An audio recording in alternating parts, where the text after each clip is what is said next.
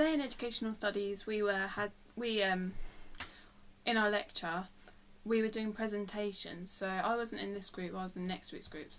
But basically each student had to stand up in front of the group and talk about their own what they're planning to do in their essays and their progress report, which is essentially saying what they've read and what they think their argument's going to be for their essay.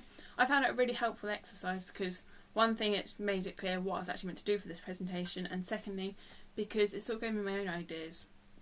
The aim of it is really, one, for the teacher to know about it, two, for what you're planning on doing, two, to help other students develop their own ideas, because we could all discuss their ideas. So at the end of the presentation they would say, has anyone got any questions, and we had to ask them any questions we had, or sort of give comments about ours.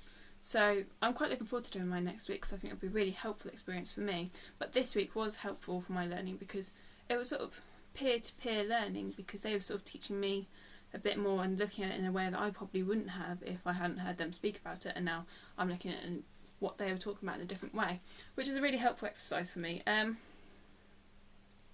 So it was the whole class together working on this, which I think is really important, and it also builds up our confidence in talking in big groups, because we all are old enough now to know that we can say stuff and we're not going to get judged for it, we're not going to get made fun of for it, and it was really helpful for me, and it's just built my confidence that bit more in my class.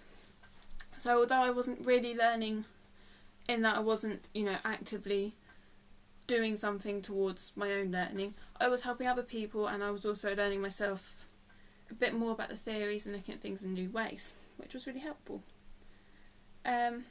We used PowerPoint, which was good because then and these things will be going onto YouTube as presentations. So that was a really helpful thing to be doing. And that's it for today.